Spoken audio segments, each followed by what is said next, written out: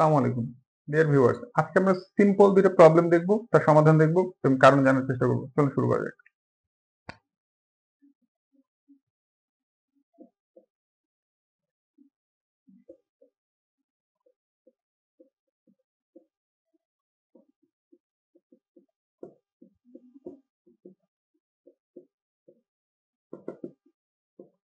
Plus minus 5 আর এটার উত্তর হবে প্লাস 5।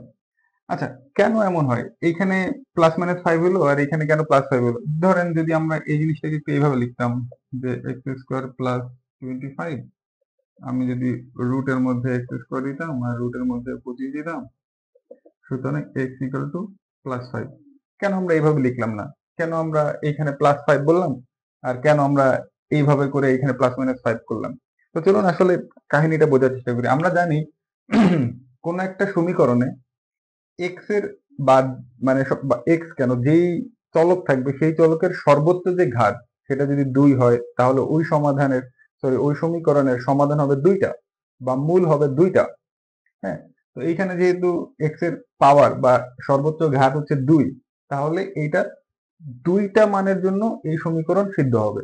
বা যদি বলি কিউব যদি থাকতো, তাহলে এখানে তিনটা মানের জন্য এই সমীকরণটা সিদ্ধ হইতো। সেই জন্য আমাদের এখানে এক্স এর মান দুইটার জন্য আপনার হচ্ছে সিদ্ধ হচ্ছে।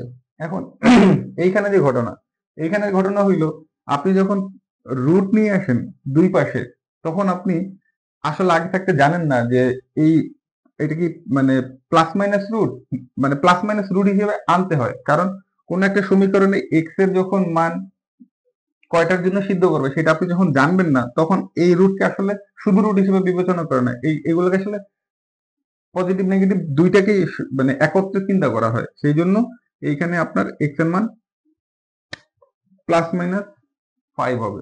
হ্যাঁ, কিন্তু এই ক্ষেত্রে যেহেতু শুধু নাম্বার, এখানে যেহেতু কোনো চলক নাই, এখানে কিন্তু চলক ছিল, যেহেতু চলক ছিল, চলকের মান প্লাসও হইতে পারে মাইনাস হইতে পারে, সেই জন্য এখানে আমার প্লাস মাইনাস 5 হইছে। কিন্তু এইখানে তো আমার কোনো চলক নাই, এইখানে আমাদের শুধু সংখ্যা, যেহেতু শুধু সংখ্যা, সেই শুধু সংখ্যা আসলে 5ই হইতে পারে।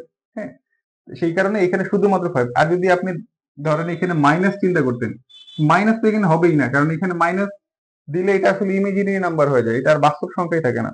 আর এখানে আপনি নেগেটিভ 5 এটা দিয়ে আপনি আসলে রুট 25 এইখানে আপনি যেতেও পারেন না। তো সংখ্যা যখন থাকবে তখন শুধুমাত্র পজিটিভ হবে, কারণ এটাকে পজিটিভ স্কোয়ার রুট বলে।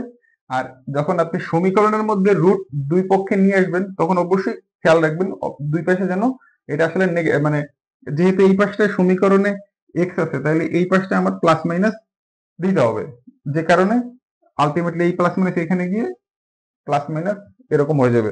কিন্তু এই পাশে কিন্তু যেহেতু সংখ্যা, এটা কিন্তু আসলে রুটই ঠিক আছে। হ্যাঁ, তো মোদ্দা কথা হচ্ছে সমীকরণের মধ্যে সর্বোচ্চ ঘাত যা থাকবে সেই কয়টাই উত্তর হবে।